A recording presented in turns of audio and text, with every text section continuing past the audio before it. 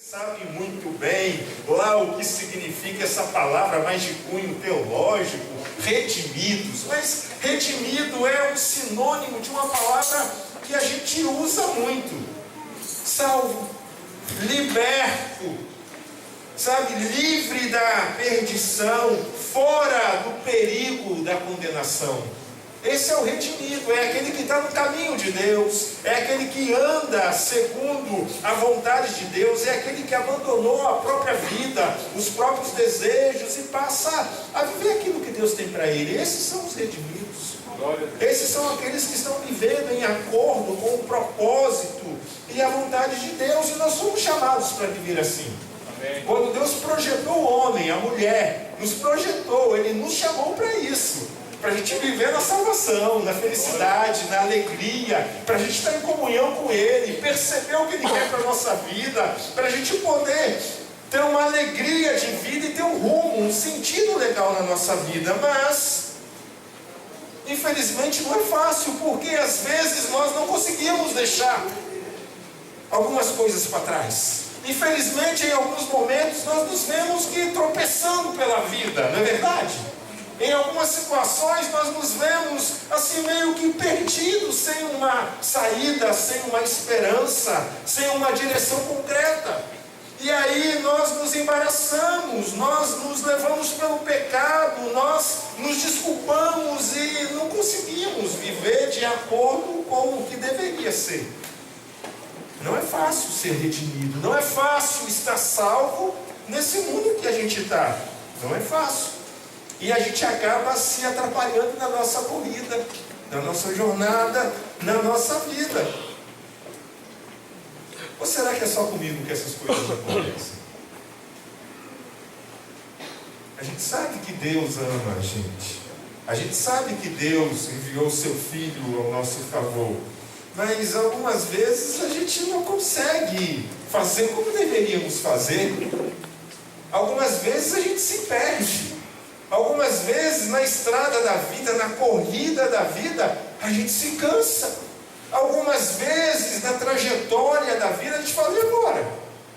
É para a direita ou para a esquerda? O que eu faço? Que decisão que eu tomo diante disso?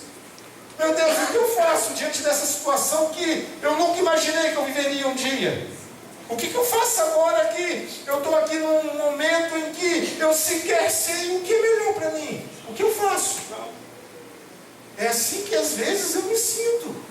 É assim que às vezes eu vejo acontecer. Eu sou redimido, eu estou salvo, eu estou liberto da condenação. Não é fácil não.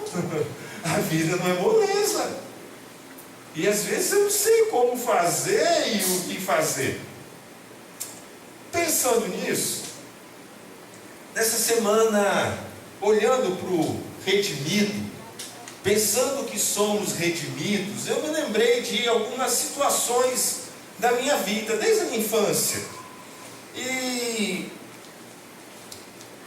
todas as vezes que eu me via, ou que eu me vejo, um tanto quanto perdido, desanimado, sem rumo, sem saber o que é mais certo e mais favorável para mim, eu recorro à palavra, às Escrituras. Amém. E, por incrível que pareça,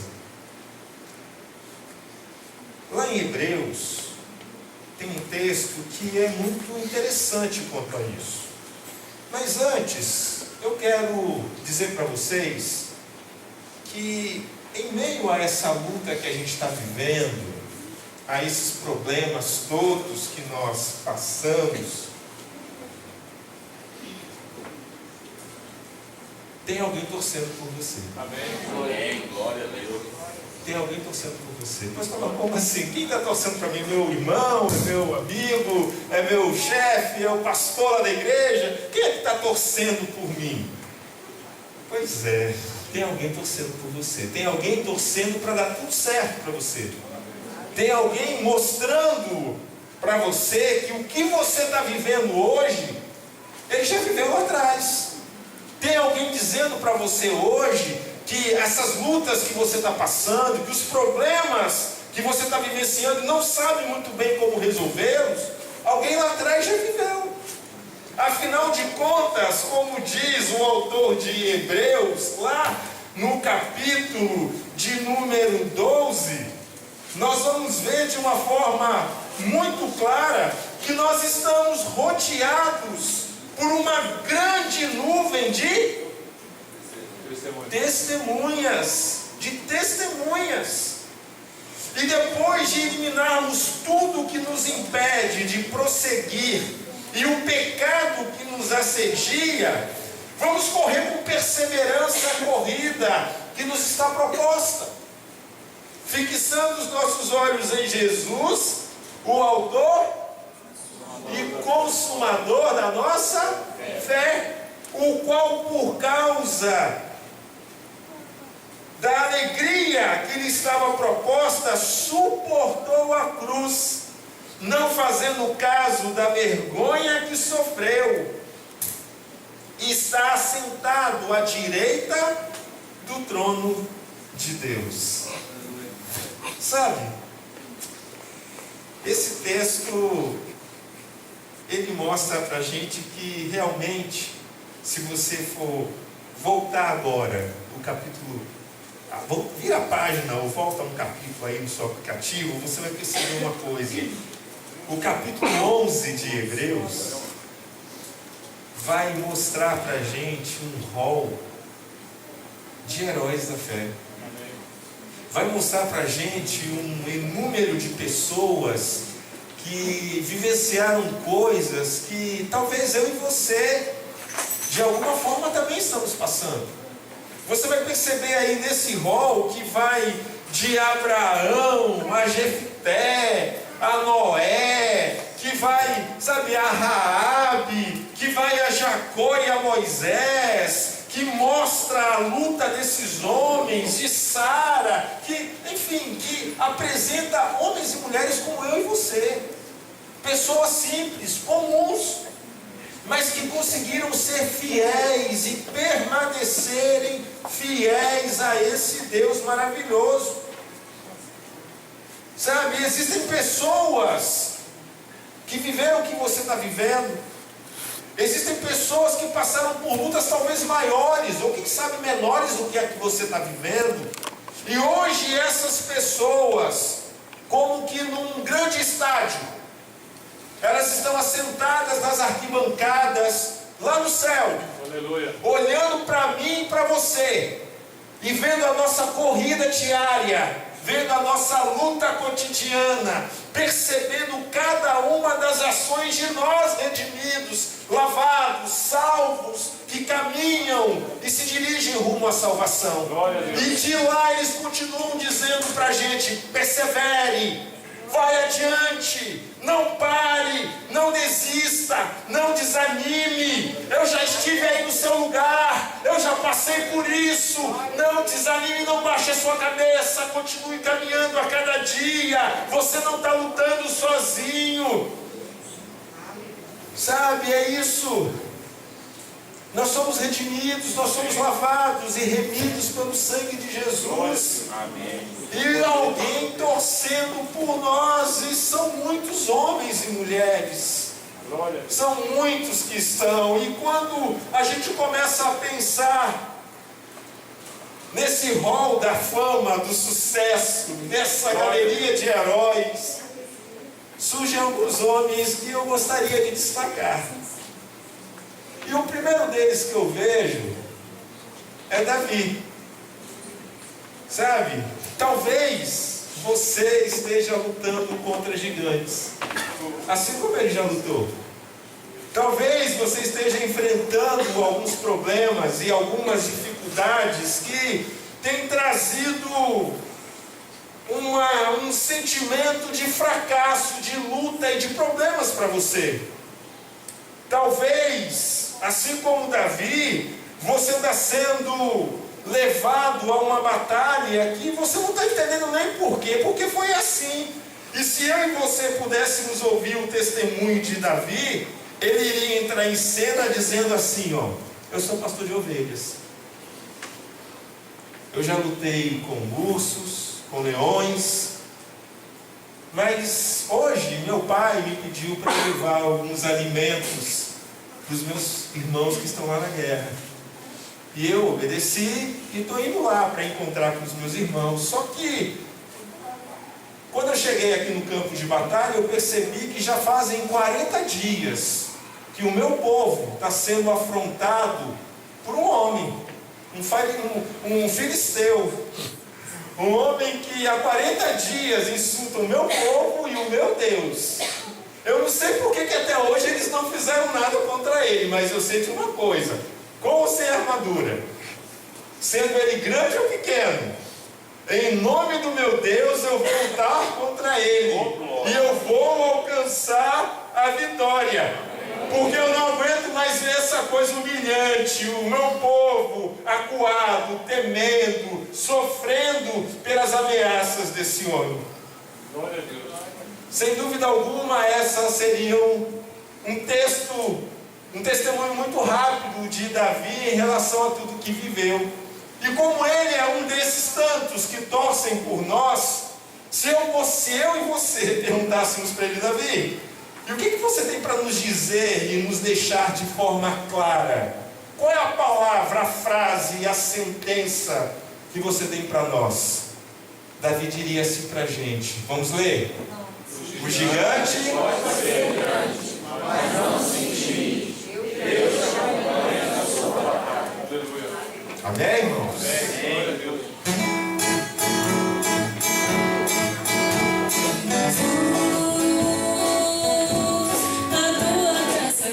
Conquistou meu coração, Jesus. Só te para esquecer o teu amor, Jesus. Teu sangue restaurou a meu Jesus. Não és o meu caminho eterno. Amém. Mas será que Davi é a única testemunha que se apresenta para nós e fala assim: ó, estou torcendo por você, eu quero que você, redimido, continue e vá adiante? Será que ele é o único? Não, não é. Porque de repente, em meio a essa vida urbana, a esse século moderno que nós vivemos, aparece um homem chamado Noé, que viveu também, como eu e você, em meio a um povo injusto, em meio a um povo que, sinceramente, não queria nada com Deus, eles só pensavam em si mesmo, eles viviam nas baladas, bebendo e satisfazendo os prazeres da carne. Era isso que eles queriam fazer. Todo dia para eles era sexta e sábado à noite. Era isso. A Bíblia diz que eles só viviam festejando, eles só viviam se alegrando, mas quando falava de Deus, estou fora. Deus para quê? A vida está boa, nós estamos vivendo muito legal. E aí Deus, lá no meio desse povo, enxergou um homem chamado Noé. Sabe, um homem que denunciava essa corrupção, um homem que por si só testemunhava de Deus, um homem que resolveu obedecer a Deus. Glória a Deus. E aí, se eu e você chamássemos Noé aqui, que está torcendo por nós, e perguntássemos: Noé, o que aconteceu com você afinal de contas? Noé ia dizer: rapaz, eu vivi uma coisa muito estranha. Eu vivi um momento muito difícil da minha trajetória, porque afinal de contas, Deus me chamou para construir uma coisa que eu nunca imaginei que poderia existir. E pior, Deus me fez construir uma coisa que eu nunca vi, dizendo que iria acontecer uma coisa que eu nunca imaginava também. Ele falou: vai chover, Noé, e você constrói uma arca, porque a chuva está vindo aí. E Noé, vou dizer mais para você: não preocupa não, porque você vai construir algo bem grande, e eu vou encher, porque eu vou mandar de todos os lados da terra um casal de animal para povoar essa arca, e você e sua família vão sair daqui e vão ser salvos. Glória a Deus. E aí Noé, olhando para tudo isso, fala assim: poxa, mas foi muito massa, porque quando menos eu esperava, e quando eu preguei o último prego e eu olhei do lado, só vi os bandos dos animais chegando, sem eu ter feito nada, sem eu ter falado nada, e eles estavam vindo e foram entrando, e sabe, e aqueles animais não lutavam entre eles Eles estavam ali e eles obedeceram a voz, um comando de alguém que eu não via. Mas eu sei que era Deus que estava no controle daquelas coisas. E eu entrei na arca e Deus fechou para o lado de fora. E foram dias difíceis, de muita chuva. Mas Deus salvou a minha vida e a vida dos meus familiares. E eu cheguei num novo mundo, numa nova terra. E eu iniciei um novo processo, sendo único, eu e a minha família, da espécie humana. E nós podemos dar continuidade ao plano e ao propósito de Deus por uma única questão. Nós continuamos confiantes na justiça de Deus. Nós não nos corrompemos com os valores que tinha na nossa sociedade. Nós preferimos, como redimidos, fazer da forma certa e agir da maneira correta. E talvez se eu e você perguntássemos assim: e aí, Noé, se você fosse dizer em uma frase, o que você tem para dizer para a gente? E Noé ia dizer bem assim, ó. Venham comigo. Não se intimide quando for de tua estado. Mantenha-se obediente à ordem de Deus. Amém. Glória a Deus. Guia-me para que em tudo em ti confie. Sobre as águas eu caminhe, por onde quer que chames. Leva-me mais fundo do que já estive, e minha fé será mais firme, Senhor, em tua presença. Vamos de novo? E aí nessa hora a gente vê Noé cantando bem assim, ó. Guia-me para que em tudo em ti confie. Sobre as águas eu caminho, por onde quer que chames. Leva-me mais fundo do que já estive, e minha fé será mais firme, Senhor, em tua presença. Aleluia. E ele venceu o dilúvio. As águas desceram e a vida retomou a sua naturalidade. Sabe, mas ser redimido não é fácil. Viver a salvação nos dias atuais não é fácil. Sabe por quê? Porque às vezes nós somos traídos também. Porque às vezes nós passamos por alguns sentimentos que, sinceramente, a injustiça, o medo, a amargura tomam o nosso coração, da onde a gente menos espera. Ó, é que vem o mal daquela pessoa que a gente tanto ama, que a gente vive cotidianamente. É da onde vem o mal. E eu sei que muitos de nós já enfrentou situações dessas e fomos traídos pelas pessoas que nós mais amávamos. E nessa hora, lá dessa grande nuvem de testemunhas, sentado lá no estádio, acompanhando a nossa vida, torcendo por nós, eu vejo José, lá no fundo do poço, sabe, lá, morrendo de medo, sem saber o que seria da sua vida, vivendo um momento de injustiça, de indignidade. Mas José começa a falar assim: olha, eu agradeço a Deus por tudo que eu vivi. Meus irmãos me jogaram dentro do poço. Eu não sabia mais o que seria da minha vida. Achei que eu seria morto naquele momento, como de fato seria, se um deles não intercedesse por mim. Mas eu fui vendido como escravo. E um homem lá chamado Potifar me comprou e me levou para a casa dele.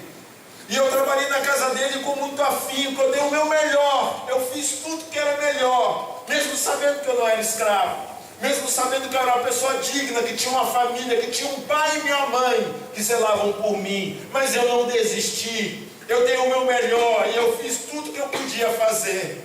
Mas como a injustiça era algo que marcava a minha vida, como que numa sequência de maldades, novamente, eu fui traído pelas pessoas que estavam perto de mim. Dessa vez não foram os meus irmãos, mas foi a esposa de Potifar. Sabe, ela inventou uma história muito ruim de mim. E ela me acusou de algumas coisas que eu não tinha feito. E nessa hora, quando o meu senhor Potifar chegou, ele me jogou na cadeia. E eu fiquei lá 13 anos esquecidos. E eu confesso que algumas vezes eu pensei, mas Deus, eu sou justo, eu sou redimido. Por que eu estou passando por tudo isso? Por que eu estou sofrendo dessa forma? Por que, meu Deus? Mas eu continuei confiante. Eu sabia que o Deus que eu sirvo iria criar os meios necessários para que no meu coração os sonhos que Ele mesmo tinha me dado iriam se cumprir. Eu não via a forma, eu não via a maneira, mas eu sabia que isso iria acontecer um dia ou outro. Aleluia. E eu sei que Deus não se esqueceu de mim. E um dia eu saí daquela cadeia e eu fui parar na sala de Faraó. E lá, ganhando confiança, eu vi a justiça de Deus prevalecer. Aleluia. Eu vi o zelo de Deus com a minha vida. E agora eu tive a oportunidade de chamar os meus irmãos e mostrar o amor de Deus diante da injustiça que eles fizeram comigo um dia. E eu salvei a vida deles e salvei a vida de todo o meu povo. Aleluia. Porque Deus é amor. E eu sou a prova do amor de Deus a cada momento. E se nós perguntássemos para esse homem que está olhando para a gente, que está torcendo por nós, e falássemos assim: José, qual que é a síntese de tudo que você viveu? Qual que é a síntese de cada um desses momentos de tristeza, de dor que você viveu? O que você ensina para a gente diante disso? José iria falar assim, ó, leiam comigo: não abandone os seus sonhos, faça a coisa certa, e a vontade de Deus te alcançará. Faça a coisa certa. Glórias a Cristo. Mesmo diante da injustiça, mesmo diante das falsas acusações, mesmo diante dos seus medos, inseguranças, faça a coisa certa, sirva a Deus, confie nele, acredite nele, perceba a direção, o cuidado dele. Existem pessoas que estão torcendo por você. Sabe, não desiste não muda o rumo, não se acomode na prisão e diga: ah, é meu destino. Sabe, eu não tenho outra coisa a fazer, minha sorte é essa, a vida para mim é só isso. Não. Aleluia. Sabe, não abandone os seus sonhos, faça a coisa certa, mesmo que tudo esteja dando errado. Faça a coisa certa, mesmo que tudo esteja errado ao seu redor. Viva de forma correta, embora a sociedade faça diferente. Confie naquilo que Deus colocou no seu coração. Sabe, acredite nesse propósito, que no momento certo as coisas vão acontecer do jeito que você espera. No momento certo as coisas vão acontecer para você. Pode demorar 3 anos, 20 anos, 30 anos, 5 anos, mas confie no Senhor.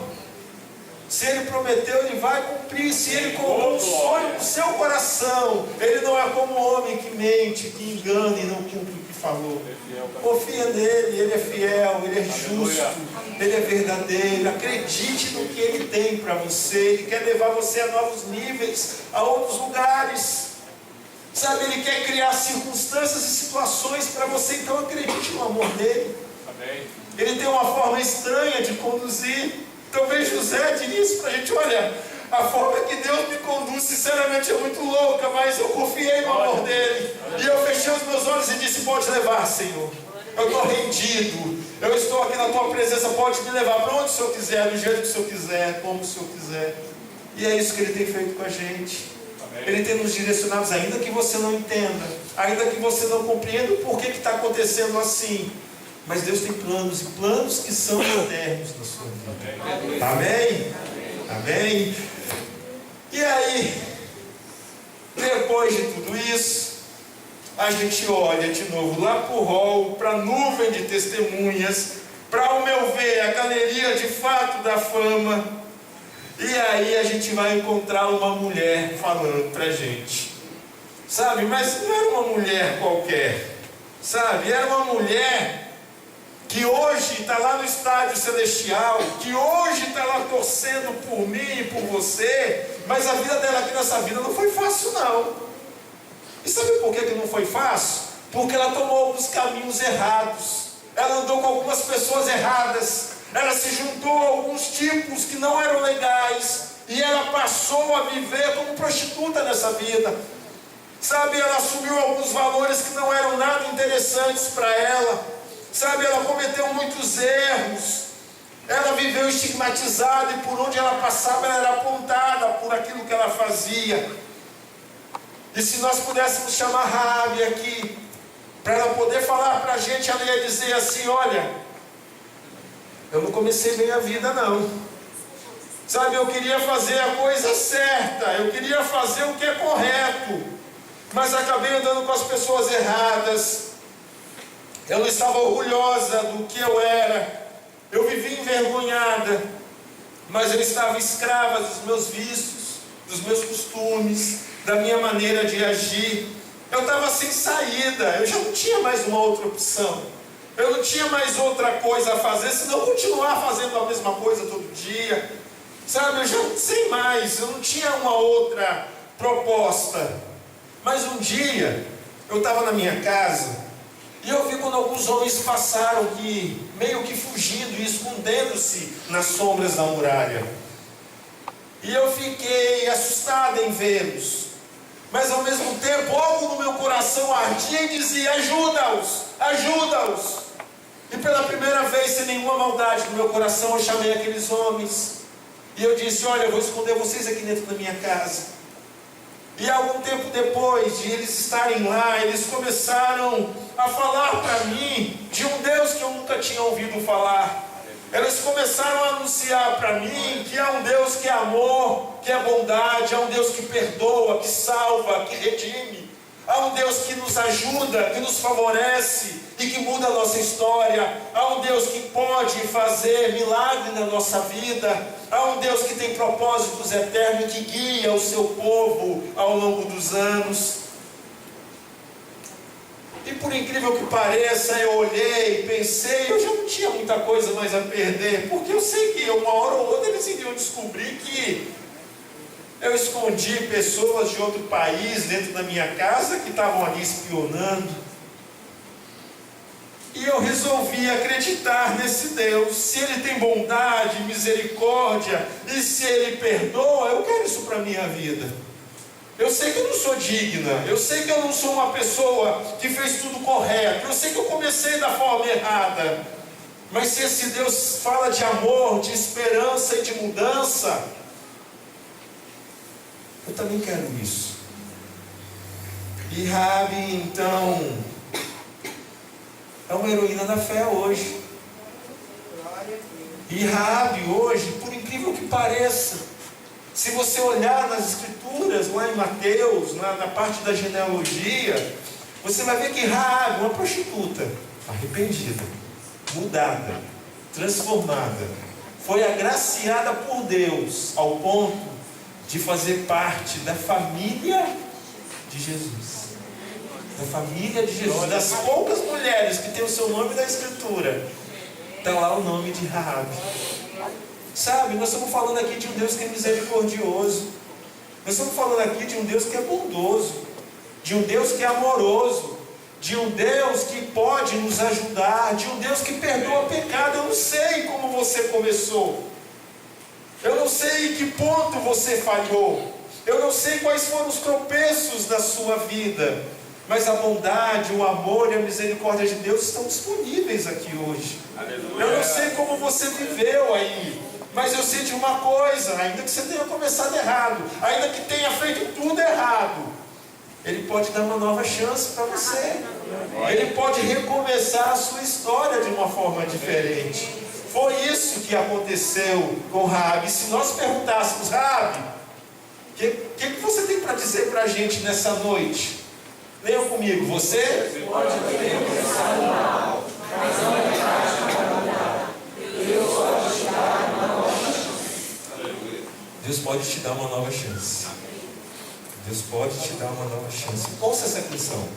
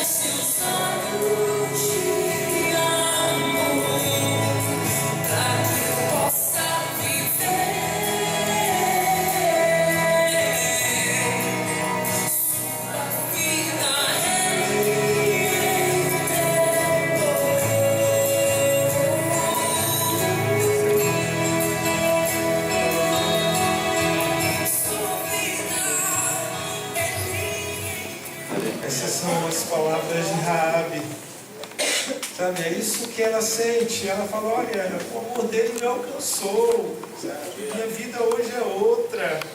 Eu faço parte de uma história que eu jamais imaginava que faria um dia. E o amor de Deus convida você para isso. Sabe, independente do que tenha acontecido com você, ainda que você não tenha começado bem. Não importa o que aconteceu, importa o que vai acontecer. Importa a partir de agora o caminho, o rumo que você vai dar à sua vida. Deus é o Deus de uma nova chance. E Ele está chamando, Ele trouxe você aqui hoje para dizer, olha meu filho, olha minha filha, eu tenho uma nova chance para você. Sabe, eu tenho uma nova porta para você passar. Eu tenho um novo rumo, eu tenho uma nova direção, eu tenho novas pessoas, eu tenho novos trabalhos, eu tenho novos meios para você, eu tenho a graça ao seu dispor, eu tenho o meu amor para te dar. Sabe, é esse Deus que nós estamos servindo, é esse Deus que nos dirige, é esse Deus. É esse Deus. Ele está dizendo, olha, você não está sozinho não, você está acompanhado, tem pessoas que torcem por você. E se hoje Deus fosse nos inspirar mais uma vez para dar continuidade a essa galeria, pensa quantas pessoas que oram por nós, Quantas pessoas que tem na gente, pessoas amadas e queridas, e que continuam torcendo por nós, não é verdade? É isso, sabe? Deus está dizendo para você, olha, corre essa corrida, continua, eu estou torcendo por você. E por incrível que pareça, quando a gente lê esse capítulo 11, e a gente chega num determinado momento, e Paulo, ele vira, conversando com o próprio texto, e ele fala assim, mas o que eu vou dizer agora? Quem mais eu poderia citar neste momento? Vai me faltar tempo, porque eu tenho ainda que falar de Gideão, de Baraque, de Sansão, de Jefité, de Samuel, dos profetas que venceram reinos pela fé, que praticaram a justiça, que alcançaram promessas, que fecharam boca de leões, que apagaram a força do fogo e escaparam a fio da espada, que da fraqueza tiraram força, que tornaram-se poderosos na guerra, que puseram em fuga exércitos estrangeiros, mulheres que receberam pela ressurreição os seus homens mortos de volta. Quem mais nós poderíamos falar numa hora como essa? E aí nessa hora, essa hora que surgem aqueles heróis da fé, que já oraram, que nos incentivaram e que nos ensinaram na nossa caminhada. É nessa hora que a gente lembra dos nossos pais, é nessa hora que a gente lembra dos nossos avós. Como esquecer do meu avô me ensinando a orar na mesa, assim: Pai nosso que está no céu, santificado seja o teu nome, venha o teu reino e seja feita a tua vontade. Como esquecer da minha avó que dizia assim: meu filho, lembra de uma coisa, nesse mundo a gente não sofre enganado, Jesus já disse, teremos aflições no mundo. Como esquecer dessas coisas? Não há como. Existem pessoas que não estão mais conosco, mas fazem parte do rol dessa fama aqui, desse sucesso. Homens e mulheres que um dia ensinaram a palavra de Deus para a gente, que um dia disseram: ore meu filho, siga adiante que vai dar certo, você vai conseguir, e nos incentivaram a um novo caminho. E são essas pessoas e tantas outras hoje que estão dizendo assim para você: eu estou torcendo para dar tudo certo por você. Eu estou torcendo porque você é redimido, você é salvo, você foi chamado das trevas para a luz. Eu estou aqui porque eu sei que você é um servo valoroso. E eu estou orando por você, eu estou te incentivando, eu estou mostrando o meu testemunho para você. Sabe, nessa noite eu quero muito que você se renda, que você se redima. Quero muito que você quebrante o seu coração diante de Deus. Quero muito que você perceba que a voz de Deus está chamando você e está dizendo tudo isso para você, porque Ele ama você, porque Ele é um Deus de amor, independente do que tenha acontecido, independente dos problemas, das lutas, das dificuldades. Ele está chamando hoje você pelo nome, está dizendo: meu filho amado, venha que eu sou teu. Venha que eu sou seu Salvador, seu Senhor. Se você com a sua boca clamar, sabe, eu vou salvar você. Se você abrir o coração, eu vou entrar, e você com você e você comigo, e nós vamos viver em comunhão. Essa é a proposta de Deus para mim e para você hoje. E eu quero orar junto de você, com você nessa hora. E eu quero convidar você para se colocar de pé nesse momento.